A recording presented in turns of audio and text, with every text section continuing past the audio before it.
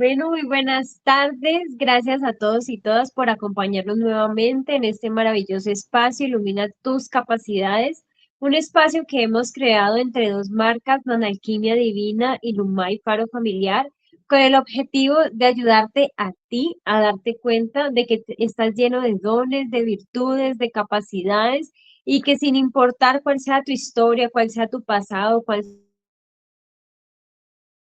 adelante y formas de sanar que no son dolorosas, por todo el contrario, que son fáciles, armoniosas y que puedes transformar tu vida.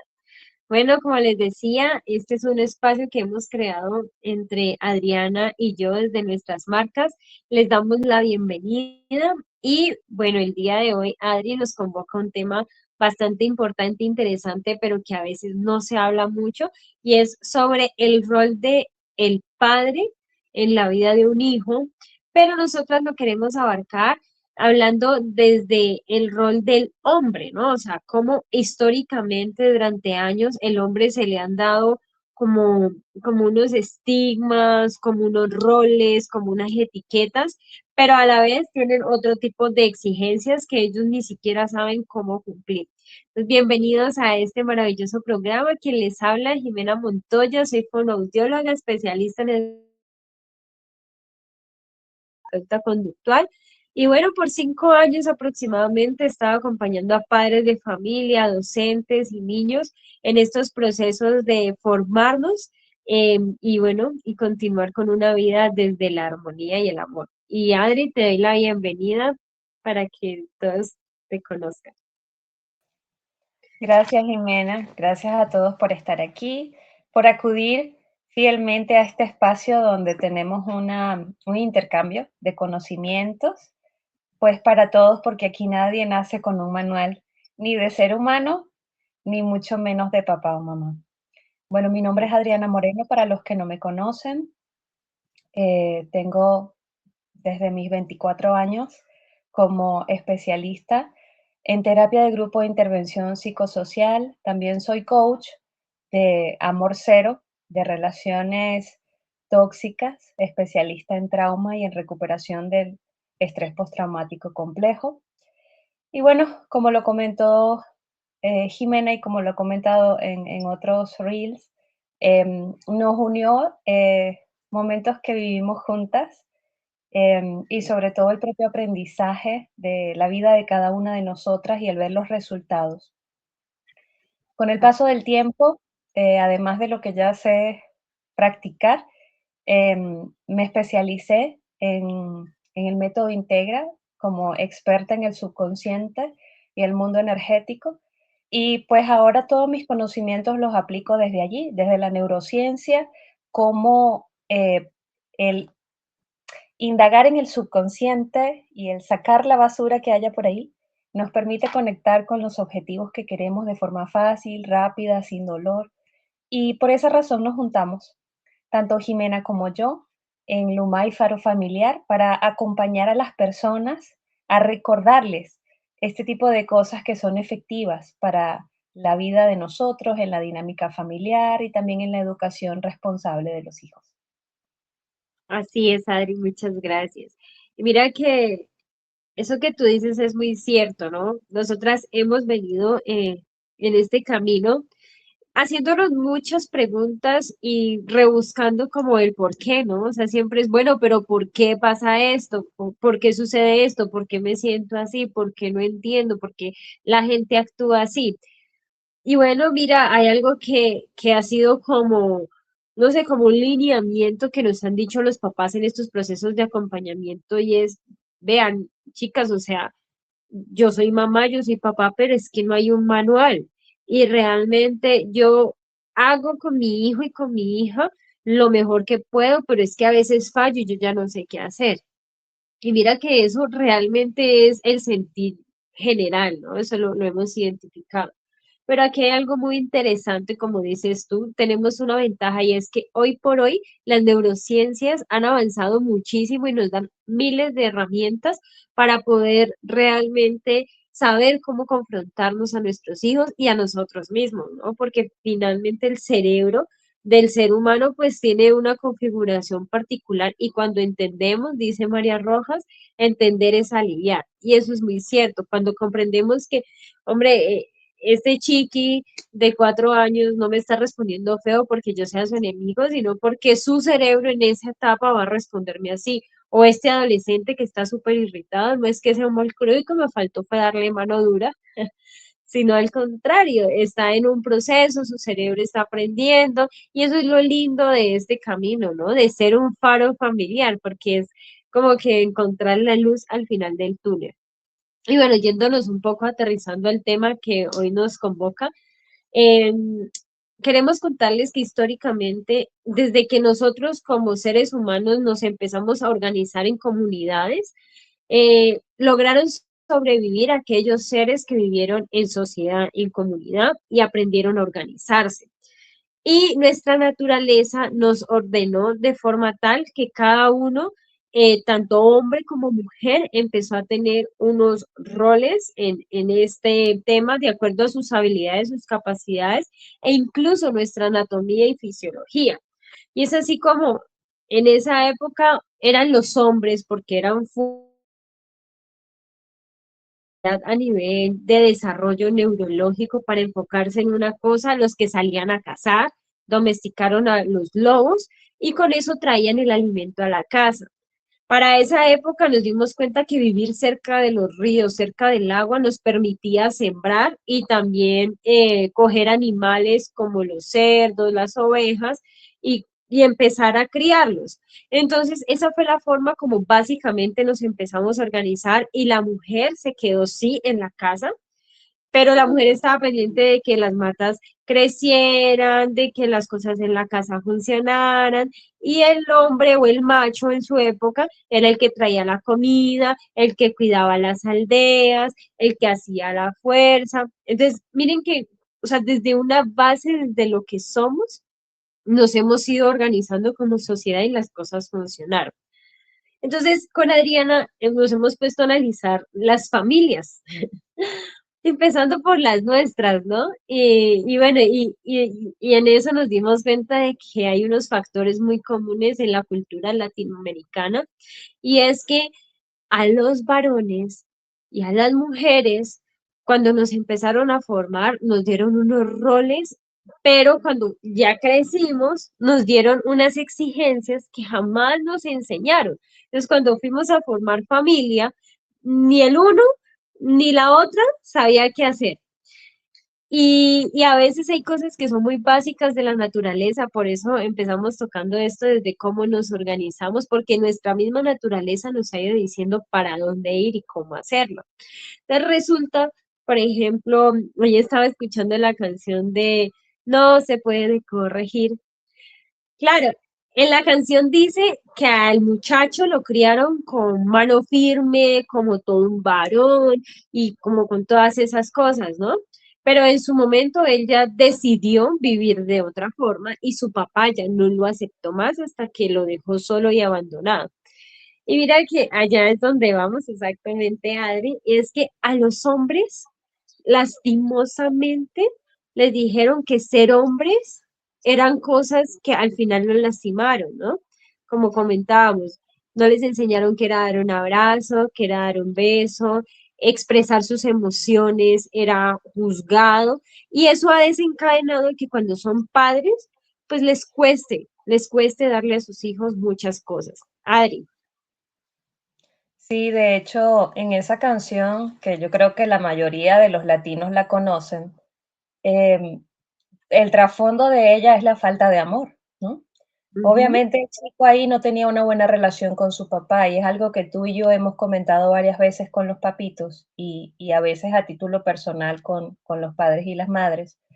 El único momento afectivo de un hombre, lastimosamente, después de los primeros años de vida con su mamá, un abrazo o un beso, es cuando tienen su primera experiencia sexual y no es la mejor que digamos.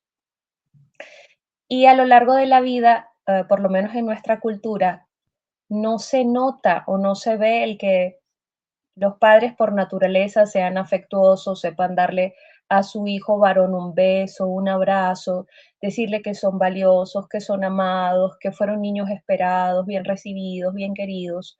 Entonces el hombre no se acostumbra a recibir cariño de su propia figura masculina.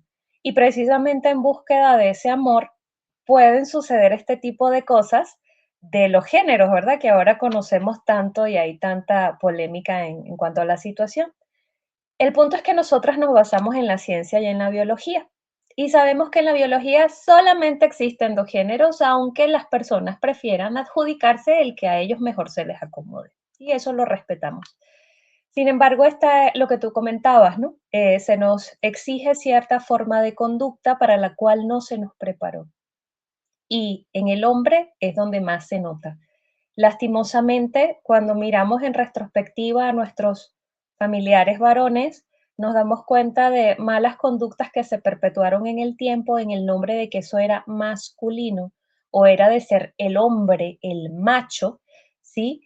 Y pues nada más lejos de la verdad cuando eran lastimosamente posturas muy disfuncionales que hoy por hoy pues han traído bastantes síntomas a la sociedad que no son agradables, como por ejemplo las adicciones o, o hombres que siendo adultos no son el mejor modelo de funcionalidad.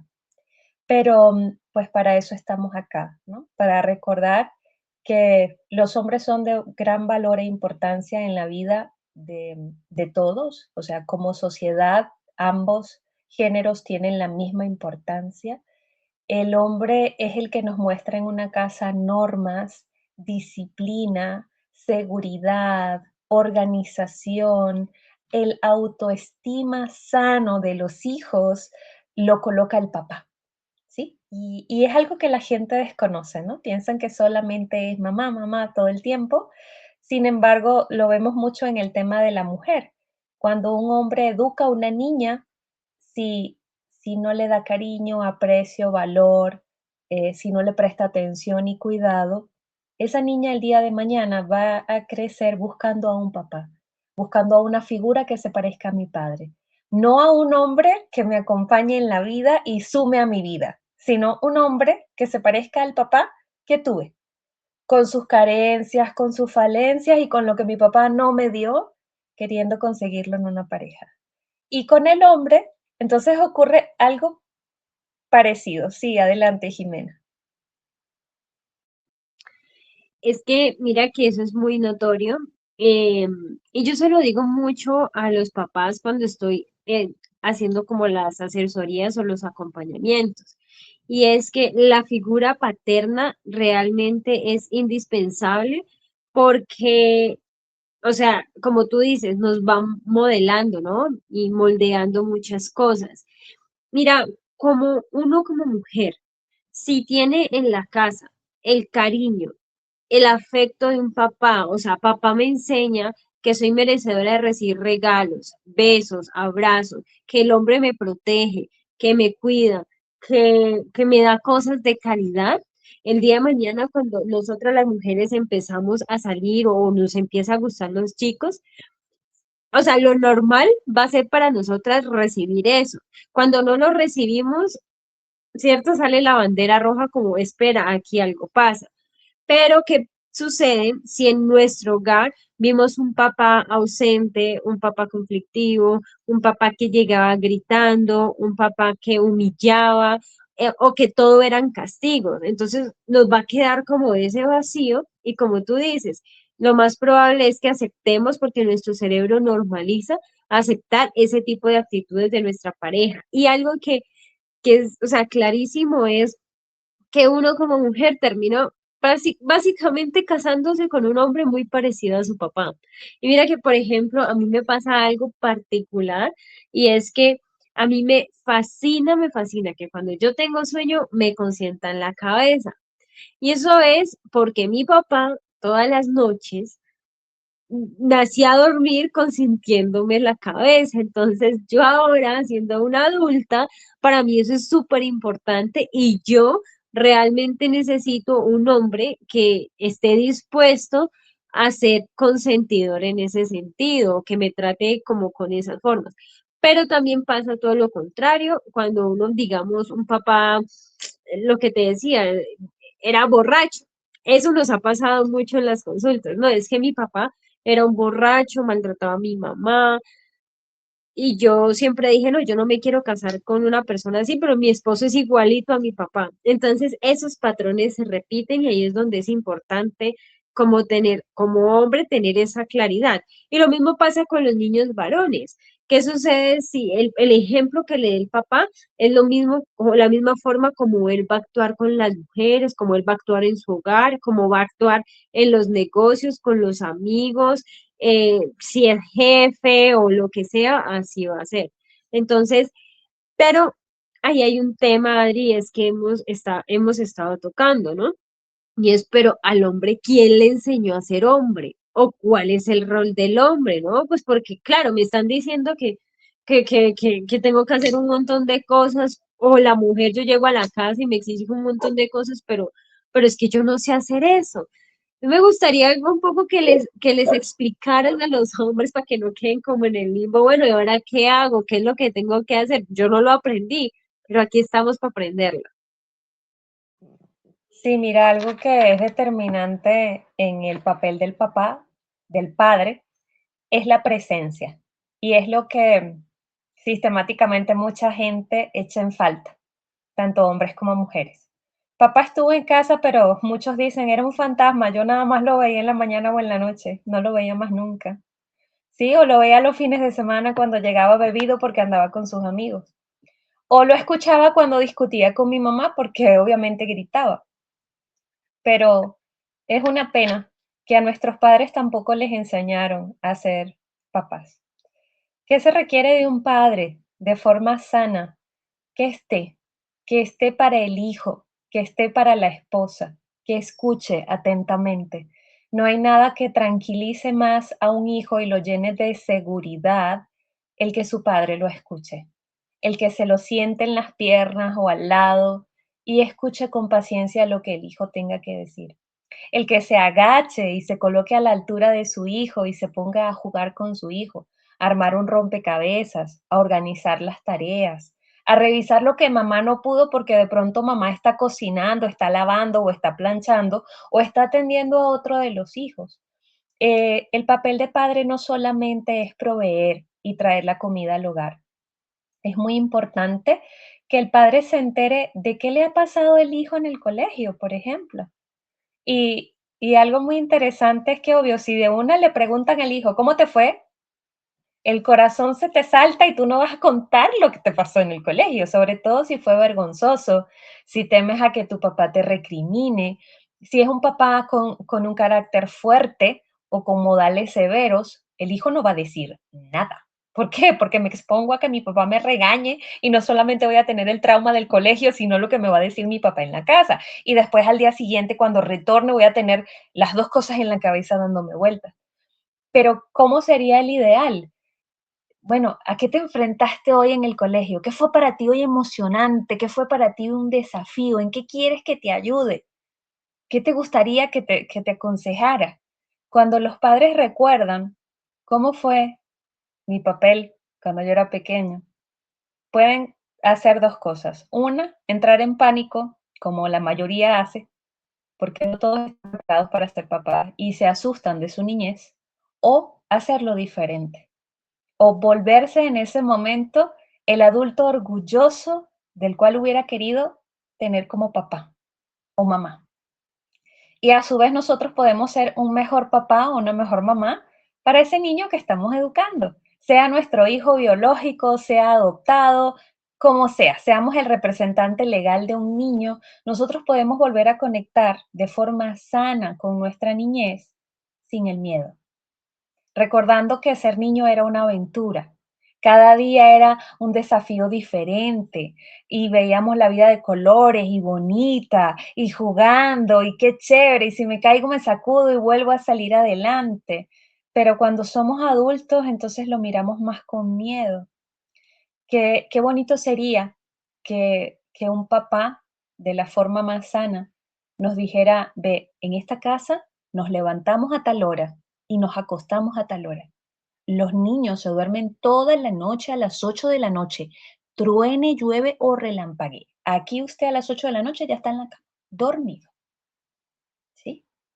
Y a las 6 de la mañana o a las 7 de la mañana usted ya está organizado porque nos vamos al colegio. Y no solamente es eso, es preparar al niño para que duerma. Es a eso de las 6 de la tarde o 7 de la noche prepararle un baño calentito al niño o a la niña, que se duchen, que se aseen, que se laven sus dientes, que se pongan su pijama y que se metan a la cama. Y ojalá sería ideal que papá o mamá nos leyeran un cuento, o ambos. O si son creyentes, oren con su niño antes de dormir. Le den gracias a Dios por la vida, por la comida, por sus amigos, por el hogar, por tener un techo que los cubre, por mamá y papá y por su amor. Y ojalá esperar a que su hijo se duerma. Y mentalmente, yo siempre le digo a los papás, repítanle 7 veces a su hijo mentalmente, hijo, te amo. Aunque no tengan el valor de decirlo, porque sabemos que muchos tienen miedo de expresar esa palabra. Pero díganselo mentalmente y de corazón, mirando a su hijo o su hija ahí dormido. Hijo, te amo, te amo, te amo, te amo, te amo. Hasta que se lo digan 7 veces y después sí, den la media vuelta y salgan de la habitación. Pero el punto es, cuando un papá enseña a poner normas y disciplina en la casa, el hijo se va a llevar mejor con las autoridades superiores, con el gobierno, con los jefes, con los educadores, con cualquier personaje de autoridad en su vida. Le va a ser más fácil relacionarse, ser independiente. Entonces, el papá juega un papel determinante en la seguridad y en la autonomía de un hijo y reforzando también su autoestima, diciéndole que es valioso, que es querido, que se le aprueba, no juzgándolo severamente por un error. Algo muy típico que ocurre en las vidas de todos nosotros es que alguna vez se nos rompió algo de valor, algo de vidrio, y lo hemos comentado en otros reels. Qué bonito sería que simplemente se agacharan con nosotros y nos dijeran, el vidrio se rompe. Esto te enseña a tratarlo con cuidado. O cuando quieras sostener algo de vidrio, avísanos a tu mamá o a mí y nosotros te ayudamos. ¿Sí? Sería tan diferente. Sí, Adri, mira que me encanta algo que dijiste y está aquí resaltado en la pantalla. Ser padre es tener presencia. Históricamente, ¿cómo hemos visto las familias que se han organizado? Y lo voy a poner a lo que se vivió en mi entorno, ¿cierto? La generación de mi abuela y mi abuelo era muy común ver que la señora, la mujer se quedaba en la casa con los hijos, encargada de lavar, planchar, cocinar, de que los niños estuvieran bien, de que tuvieran valores, o sea, como de la formación integral de los hijos. Y el hombre se dedicaba a trabajar y traer el dinero a la casa. Y cuando llegaba la figura era, sí, de autoridad, pero no de una autoridad como tú dices, de disciplina. Y ya voy a explicar qué es la disciplina, porque ese es un término muy delicado y que se ha tergiversado, sino de autoritarismo, ¿no? Entonces, quizás los hijos incluso sentían que abrían la puerta y quedaban así en pánico. O sea, y era lo que papá dijera y todo era así, súper estricto, que hasta la mujer se volvía la hija del esposo, ¿no? Pero entonces, ¿qué sucede? Empezó a haber una sobrecarga de responsabilidades, porque pongámoslo así, la mujer hace aseo, cocina, se encarga del estudio de los chicos, aparte se encarga de su formación personal, ¿sí? Y aparte se encarga de que el esposo esté agradado con todo lo de la casa y cómodo. Digamos que sea, pongámoslo así en una balanza. Ahora él va y trabaja y provee económicamente en la casa. Entonces, claro, la mujer tenía mucha más carga y cuando los hijos cometían un error, entonces, claro, para que vean, tanto que les chocholea. Pero hoy tú estás tocando un punto bastante importante y es que la presencia y proveer a un hogar no es solamente la parte económica, es proveer en qué, en amor, en compañía, en presencia, en cariño, en valores. Eso que tú acabas de explicar, me encanta que lo hayas tocado, porque obviamente la mujer puede ser que esté, bueno, en su momento estaba en la casa con los hijos, pero cuando él llegaba, él también tiene un rol, porque es papá. O sea, no es productor de dinero, es papá. El papá también da cariño, el papá da seguridad. O sea, a uno le pasa algo y uno, ¿por dónde corre? ¿A que lo defiendan quién? Pues mamá y papá. ¿Y quién es la fuerza del hogar? El papá. O sea, la presencia del hombre es la presencia protectora, que era lo que hablábamos al principio. Él iba y protegía. Pero entonces, si yo le tengo pánico a mi papá, no tengo un vínculo, sino por el contrario, yo le tengo miedo. Y con lo que tú dices, ya te doy la palabra, también me parece súper bien. No hemos entendido que los niños están en este mundo aprendiendo y se están desarrollando, que cuando están pequeños su motricidad fina no es la mejor, que obviamente se les puede quebrar algo, pero que es importante, que quiero que mi hijo aprenda a través de esto. No llegar, o sea, bien que uno se asusta porque ve que algo se quiebra, de pronto se corta y vienen encima y lo regañan, eso, o sea, es supremamente difícil. Adri. Sí, precisamente el tema del papá aquí es tan importante porque una de las mamás hablando con ella hace poco dijo, es que yo estoy casada con un hombre que tiene un apego inseguro, es evitativo. En términos cristianos, esa persona que no se comunica, que no habla, que no se expresa, que ante los sentimientos o las emociones se bloquea o se evade o se va y no dice nada.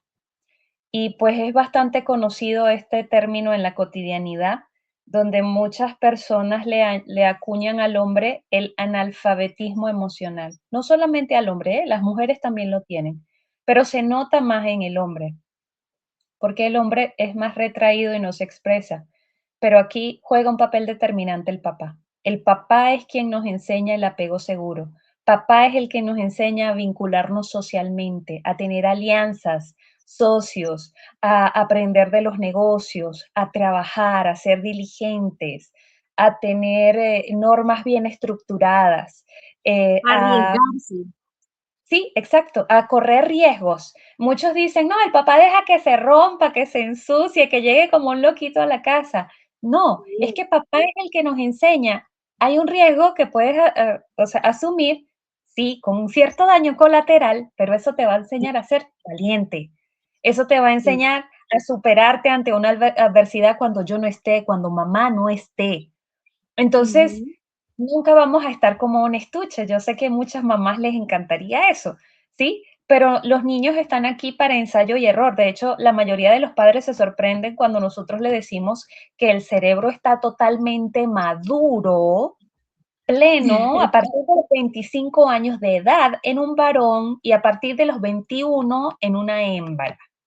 Eso significa que nosotros vamos a estar de ensayo y error en una larga etapa de nuestra vida.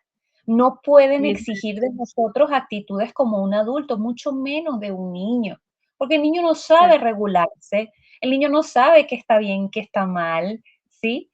Pero es súper interesante que en la estructura del sistema familiar es el hombre el que nos brinda ese pegamento, ¿sí? De decir, bueno, a mí la vida me apoya, a mí la vida me ampara, yo puedo tener buenos aliados, yo puedo salir adelante, yo puedo desarrollarme plenamente en esto y esto y esto, porque me siento seguro, porque me siento estable. ¿Quién me da eso? Eso me lo da papá. Papá. Y lo da Sí, y mira que precisamente. ahí, Ujú. perdón, y mira que ahí quería tocar exactamente el tema de qué es la disciplina, ¿cierto? Porque socialmente hemos entendido como que la disciplina es así, pero no, realmente el significado de disciplina significa instruir o enseñar,